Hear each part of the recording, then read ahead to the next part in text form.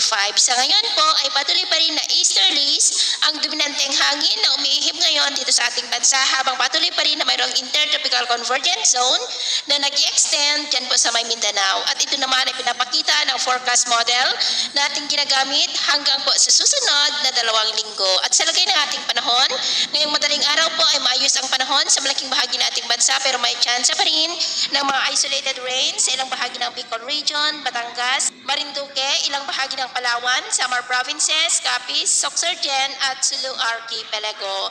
At mamaya po ay sisikat ang araw sa malaking bahagi ng ating bansa, mainit at maalinsangan muli ang panahon. Pero may chance pa rin ng cloudy skies with isolated rain sa ilang bahagi ng Infanta, Polillo Island, Catanduanes, Legazpi, Sorsogon, Masbate, Palawan, Samar Provinces, Tacloban, Mati, Sorsogon, Zamboanga at Sulu Archipelago. At mamayang hapon po, mas maraming lugar ulit ang makakaranas ng maulap na kalangitan with isolated rains, lalo na po sa may Mindanao, ilang bahagi ng Visayas, Bicol Region at Mimaropa, maging sa ilang bahagi ng Ilocos Norte. Kaya kung nalabas po tayo sa ating mga tahanan, ugaliin naman po natin lagi ang magdala ng kahit anong panangga natin sa init ng araw at proteksyon na rin po sa mga biglaang buhos ng ulan.